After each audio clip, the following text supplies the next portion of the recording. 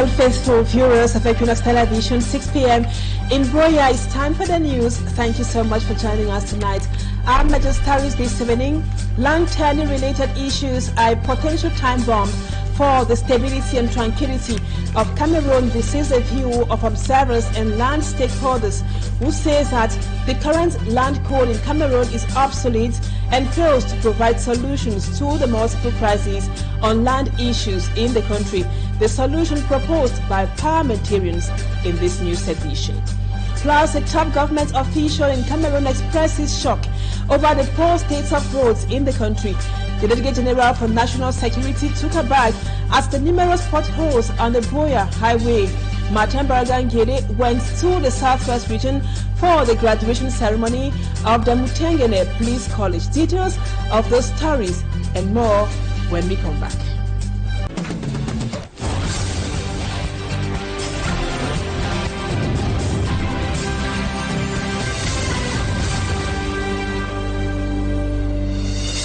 Welcome back, viewers. Thank you so much for the confidence. We just told you on the headlines, the Delegate General for National Security has lambasted his colleagues, members of government, for refusing to implement what he says is President Probia's directive to develop Cameroon, having had a taste of what the common Cameroonian go through on the national road network. The police boss, Martin Baragangere, questions what ministers are doing for the development of the country. Immaculate Fogui now tells us more. Police boss Martin Bangangele fumes at the poor state of the Yaoundé-Mutengene stretch, an ordeal many Cameroonians experience on daily basis.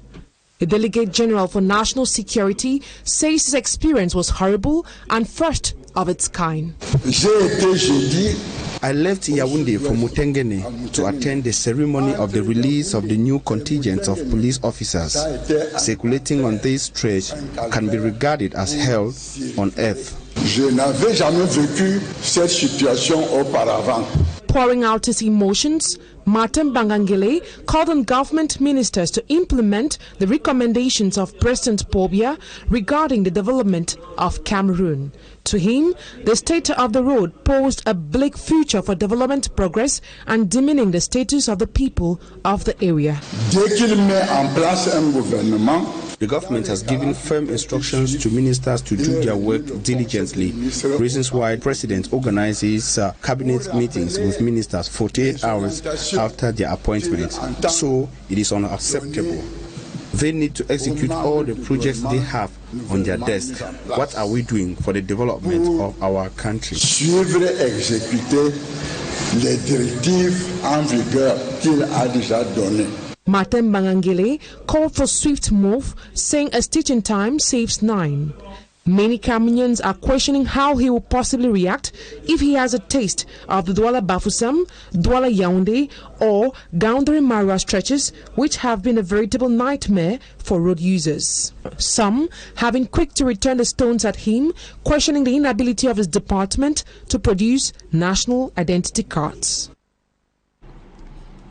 And just to let you know that Martin Baragangere was in Mutengene, that was over the weekend, for the graduation of students of the Mutengene Police College. We stay in the southwest region. At least 4 business or shops have been destroyed by fire at the Mar 17 motor park in Boya.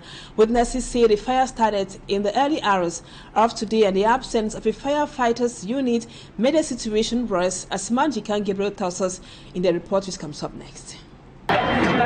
Business persons at the Mile 17 motor park only woke up to discover some stores burned into ashes by wild flames. The inferno, they say, began at store number 11. The fire started at shop number 11. From there, we heard gas bottles exploding in the next shop. Immediately, the flames started extending to the roofs and cables around. We struggled to put out the flames, but it successfully burnt items in some shops. A total of about 4 stores were burnt as a result of the fire incident, amongst them a restaurant. The owner of the shop where the inferno began say He is confused about his next step. It was around 1 a.m. that my apprentice woke me up about the inferno.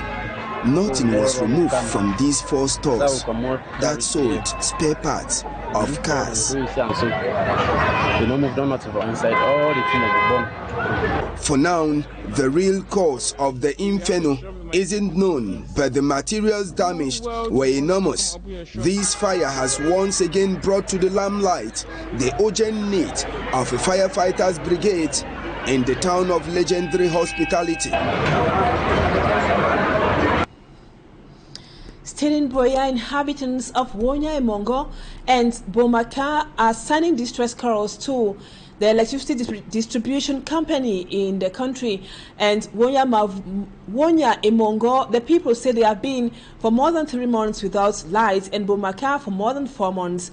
And most businesses have been seriously affected, as Manjikan Gabriel once again tells us in this report. Pupils and students who reside in the Wonya Emongo neighborhood in Boya subdivision have now been studying with candles for the past 4 months as a result of the lack of electricity in their neighborhood. The company in charge gave them reasons for the blackout. One of the challenges raised by Nous was that the transformer capacity was small to carry the entire community, and so it disconnected essentially the community. So we were hoping that it will not take long, but for more than 2 months now, before school resumption in September, lights have been off. Apart from the students in total discomfort, those in petty businesses within the neighborhood have also lost for the past months. Some of the challenges I'm facing is like cold stuffs, like I have fish, you have tops, I no more sell it, even dry fish. The smoked fish, I no more sell this again because all those things is from the fridge that we can remove before selling. At every point, for those who can afford, the sound of generators could be heard.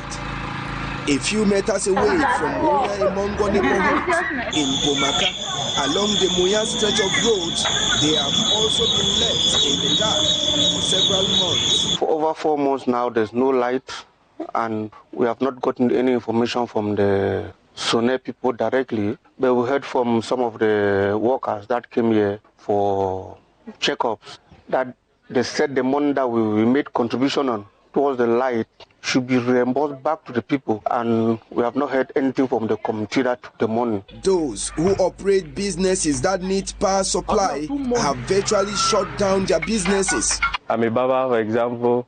My business place is closed. There's no way I can generate money even to pay school fees for my children.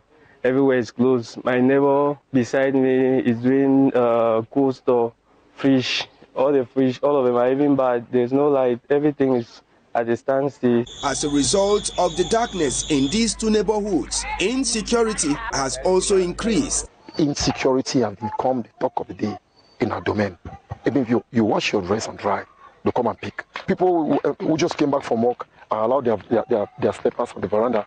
These inhabitants are requesting the administration of Boya to come to their rescue, without which they will be forced to stage a protest to demand for their rights.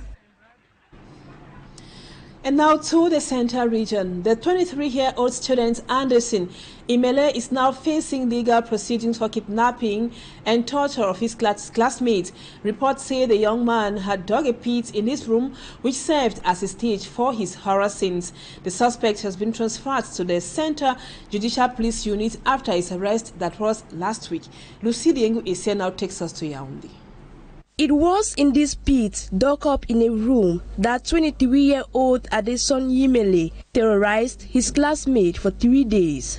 Adeson is a student of a private university, Mendong, Yaoundé 6, and according to reports, he kidnapped his classmate, Magu Kwete Zidane, requesting the sum of 3 million francs CFA. Sadly, he didn't just end at kidnapping her, he went further tying her hands, legs with a sellotape and inflicted severe pain on her. Later on, the 23-year-old boy drugged and dumped her in the hole. Before the arrival of officers of the 9th Public Security Police Unit in Mendong, the young girl had suffered extremely for 3 days. It was thanks to reports and investigations launched that the security forces were able to track the perpetrator. Adeson Yimele was later arrested.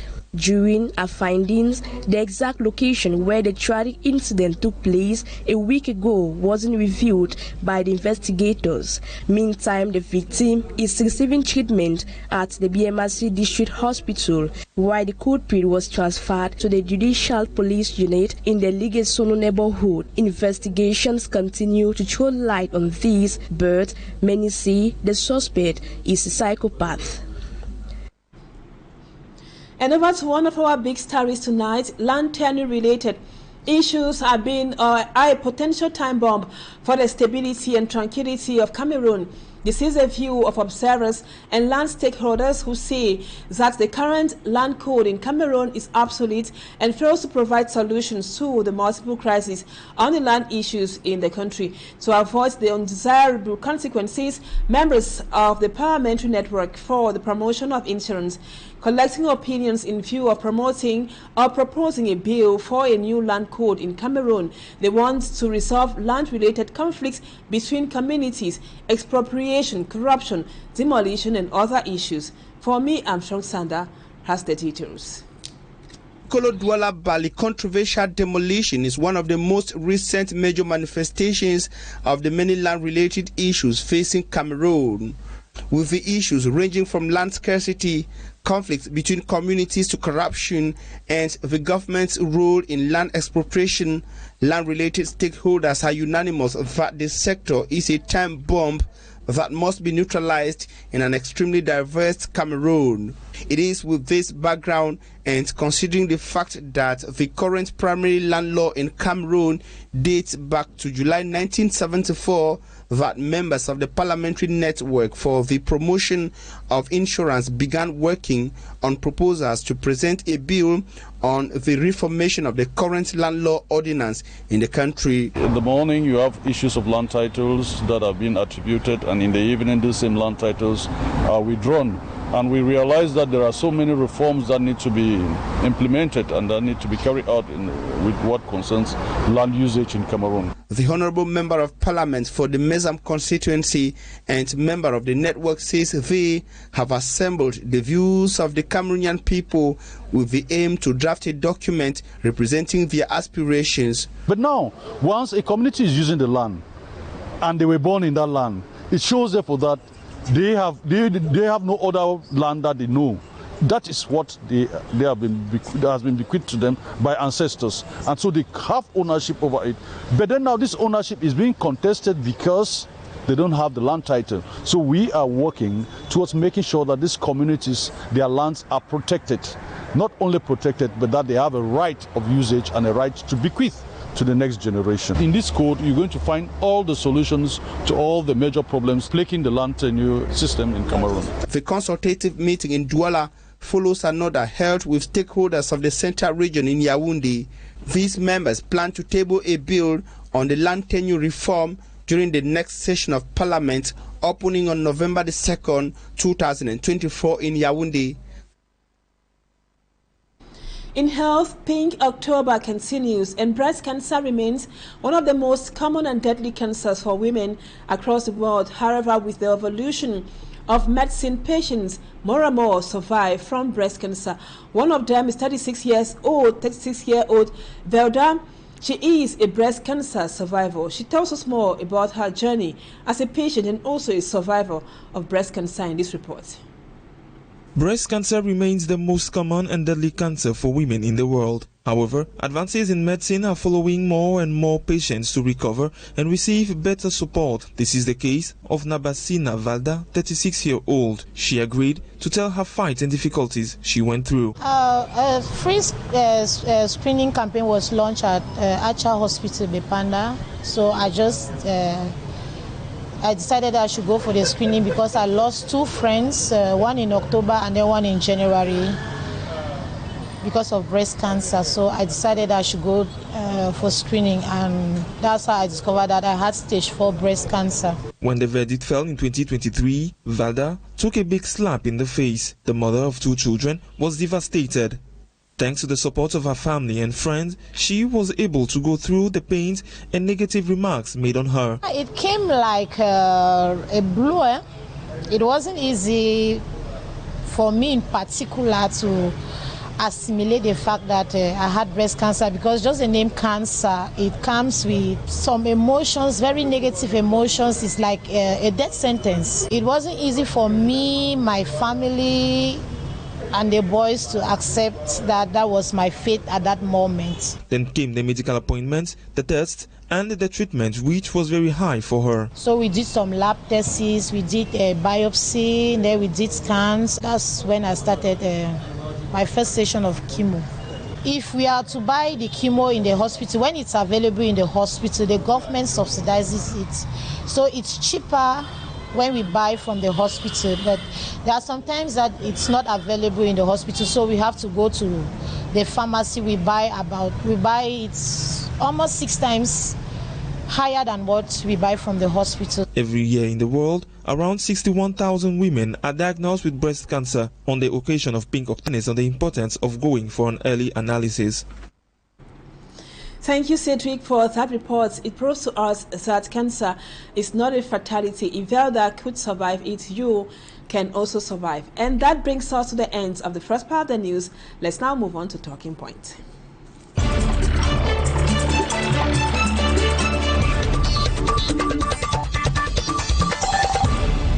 Welcome back, viewers. Pink October ends in about 3 days. That would be on Thursday, and we have been doing all our best to educate our viewers on cancer and cancer-related pathologies. We have sensitized on the various types and also the risk factors with you, that is, also with oncologists. Today, our guest tonight is Professor Charlotte Chente Epus Ngefak. She is a gynecologist and also a cancer surgeon. Today, Doc, let's begin with the treatment. What is the most appropriate treatment adapted to any type of cancer?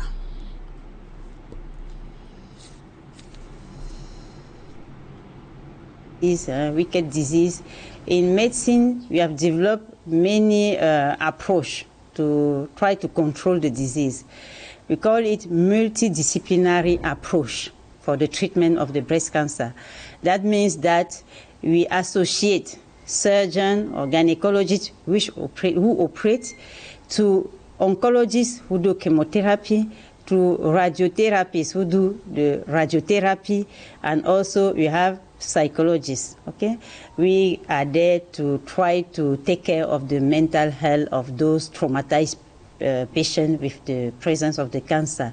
So usually when we have a patient who is sick, the gynecologist who will receive the patient will do the diagnosis test and do other tests to see whether the disease has left the breast to go elsewhere. We call it metastasis. And when you have the diagnosis test with all the details in anatomopathology, they will give the details of the cancer. Then you are going to sit around the table. You have our discussion, the meeting with all the specialists present, and then according to the nature of the disease, to the age of the patient, to the severity of the disease, to the stage at which stage the disease is, you are going to see what is the best way to start the treatment. Sometimes we may start with the chemotherapy, okay, that the patient therapy, the oncologist send back the patient to the surgeon, to the gynecologist. So we do the surgery, and then while ending, the patient go for the radiotherapy. And after that, if the tumor have some receptors to estrogen or progesterone, the patient may receive tablets now to take to block the secretion of those estrogen to prevent the recidive of the disease. So it depends. Some will start with the surgery before going for the oncologist. And then so you can start with the surgery or with the tablet if you have some receptors on the tumor, or with the chemotherapy, and then after you are going to do the radiotherapy, adjuvant radiotherapy, or other adjuvant treatment.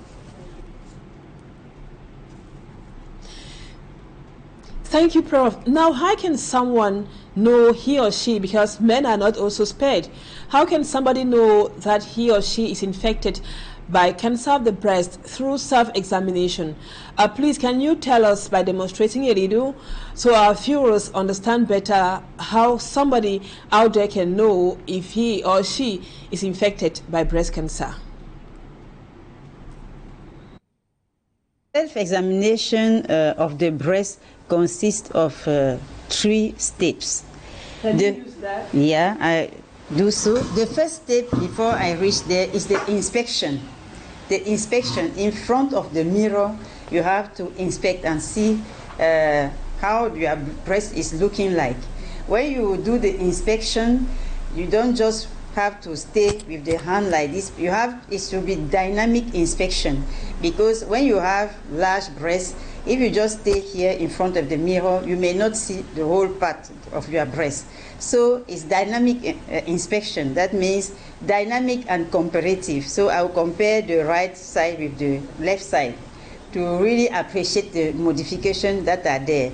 So I first have handle my hand on my body, then I put it like this, and then I can move a bit to see the other part of the breast. Then I raise my hand.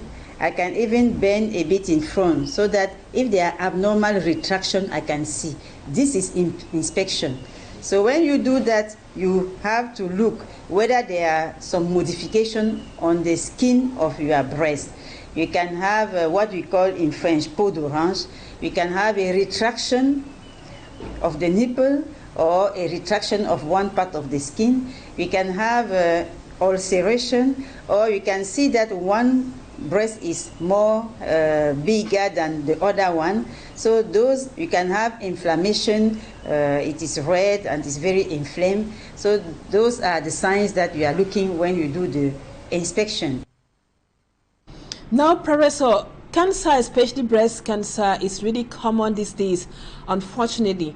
Can it be prevented? Yeah, we have some preventive measure, which first is to act on the risk factor. This is the first thing.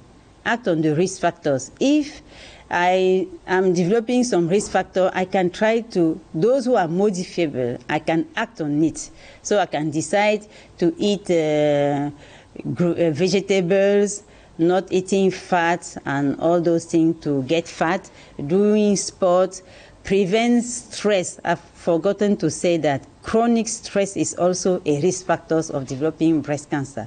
So those factors on which I can act, we can do so to reduce the frequency. Then, for early detection, we do the breast self-examination. When you are 45 years old, you go to the hospital for mammography. The mammography helps to detect the tumors that are very small again, that the fingers cannot differentiate from the normal breast. So when you are palpating the breast, you can detect tumors that are already 1 centimeter or more. But with mammography, 1 millimeter, 2 millimeters, 3 millimeters, you can see that, okay, here is a tumor going on. Then the early we detect, the better it is, because we can cure the disease. So those are the means that we can, on which we can act to prevent the disease. But it's not like, okay, an infection where we can really do something specific. It's just on acting on risk factors and early detection of the disease. We heard Professor insisting that early detection is the best way to prevent cancer, especially breast cancer. And now, Professor, you are a gynecologist at the Douala Referral Hospital, and you have done several cancer surgeries there in the hospital. We want to know from you, are men also concerned with breast cancer? Yes. 1% of breast cancer concerns men. 99% is found in women and 1% in men. And then you also have the risk factor, as I've described, the genetic mutation. Sometimes it has been passed to the men, and then his risk increase also, and then other factors. But it is rare, 1% of the whole breast cancer proportion. Now, Professor Charlotte Chinti, we would want you to speak to so many persons who are watching us out there. We know that cancer is a killer disease, but it is not a fatality as such, because there are so many survivors. Many of them we have spoken with. Now, talk to people who are sick out there, just like those who are not sick. What should they do to stay off cancer, like any type of cancer? Okay, those who are not sick, I would advise you to regularly examine your breast, as we have said, once a month after the menses, if you are still menstruating, or you find a day on the month where you are going to do your self-examination of the breast. So by doing that, if you feel something abnormal one day, it's good to rush to the hospital. Even if you go to the hospital and you think that the doctor is not taking it seriously, you take a second avis, because sometimes you may have also the delay, because you have met somebody who don't really know well about it. So if you are more than 45 years, make sure that every 2 years you do your mammography to complete the self-examination. And once a year, you go and see a doctor who will examine. For those who are already sick, you can be cured. You can be cured from breast cancer disease. So don't worry too much about it. I know that it's so stressful when the diagnosis is announced. It's very difficult to accept. Usually people will just think that, okay, it's finished for them, they are going to die. How is it that they are going to overcome the chemotherapy? It's so difficult. People in the quarter, they describe that, no, usually if you go there, you are going to die. No. If you feel something abnormal in your breast, go to the hospital. If it is the breast cancer that has been diagnosed, be sure that you can be cured. Just follow up what the medical staff is doing. Try to follow up. Don't go and have others counseling you the wrong way of what is been telling you in the hospital. Like many patients will come, they have the mass, you do the mammo and the echo, then to have the diagnosis, you need to do the biopsy and send it to the pathologist. But in the quarter, they will say, no, if they touch it, it's finished. The disease will, if you don't have the biopsy, you cannot treat you. And people will go around staying months in the quarter before they come back and the disease has progressed and you cannot cure them. So come. If psychologically it's difficult, you have the psychologist in the team to go out with you, to follow you, and by the end, you'll be successful. You have also the association of the patient who can tell you there are some who have been sick, they have been cured, now they are there to help you who are entering in the cycle to overcome those difficulties. So you can be cured, come to the hospital and be courageous. Go to the hospital, you can be cured. Thank you so much, Professor Charlotte Chinti Epusingefak, for accepting to talk to us on cancer, how it can be prevented, and the possibility for treatment in this news edition. And viewers, it is Pink October, and Equinoxe is poised to sensitize our viewers out there to reduce the number of cancer cases among us. Thank you for being with us, viewers. Thank you for the confidence. Our programs continue this evening. Equinoxe Forum comes up in about 30 minutes with Serge Lang, and the news in the French language at 8 p.m. Stay with us on Equinoxe Television, and see you again tomorrow. Get reading. Bye-bye for now.